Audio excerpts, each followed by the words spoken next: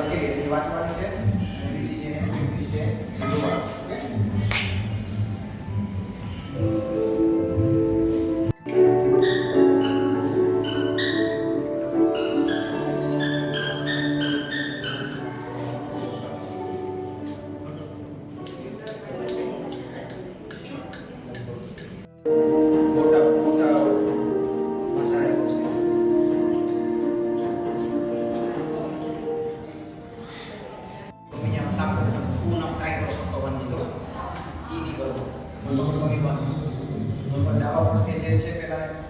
દર્દી જે હોય સુડાવવાનો અને હોસ્પિટલ લઈ જવાનો ફટાફટ.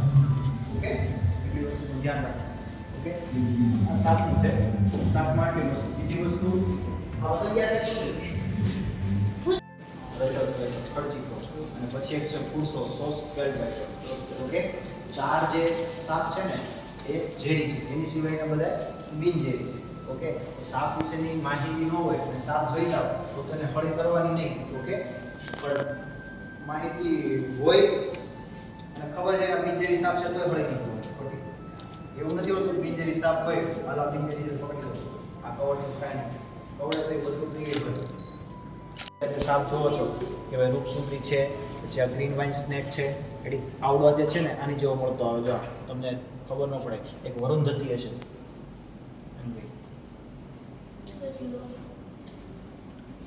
ક્યાં છે વરુંધતી? આ અને કાળો થ્રોટ એ બેમાં આમાં તમને ફોટામાં ખબર પડે કારણ કે કલરમાં ડિફરન્સ છે, બાકી આમ જોવો તો તમને ખબર ન પડે. એના જેવું શરીરના માર્ક્સ હોય ને એની ઉપરથી હોય. અને સૌથી વધારે છે ને આની લીધે કારણ કે કાળો થ્રોટ પકડે તો ઝેરી સાપ પેડવાની ખબર પડે છે ને ઝેરી સાપ છે સીધા તમને કહે ભાઈ તમારે હોસ્પિટલે જવું છે. ઓકે, એ સૌથી વધારે સાપ કરડે તો ઝેરી છે કે બિનઝેરી છે એ આપણે ચેક નથી કરવાનું. સૌથી પહેલાં સરકારી જે આરોગ્ય કેન્દ્ર હોય ને એ મુલાકાત લેવાની કારણ કે મેન એન્ટીડોટ ત્યાં સરકારી આરોગ્ય કેન્દ્ર છે કે ભાઈ સિંહ દર્શન માટે સિંહને રંજાડવા છે દોડાવવા એની પાછળ વાહન દોડાવવા. ઓકે, આ એક ગેરકાયદેસર છે. ઓકે, જો એવું કરશો તો વન્ય પ્રાણી સંરક્ષણ અધિનિયમ 1999 પ્રમાણે તમને 7 વર્ષની જેલની સજા થાય અને બીજી દંડનીય જે પૈસાની થાય 5 લાખ રૂપિયા સુધીનો દંડ થઈ શકે. ઓકે,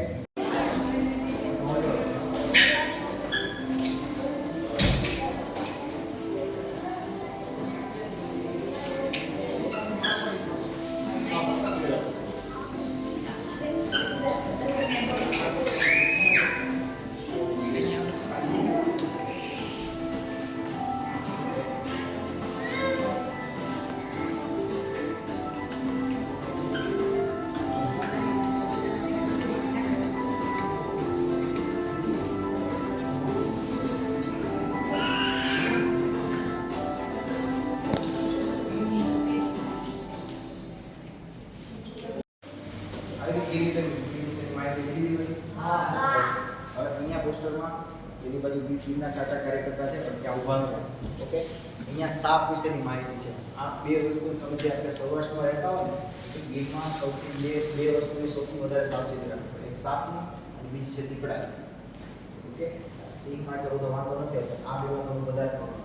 આમાં શું પ્રોબ્લેમ આવે કારણ કે ક્યારેક સાપ કરડે ને તો આપણને ખબર નથી રહેતી કે ઝેરી કે બિનઝેરી.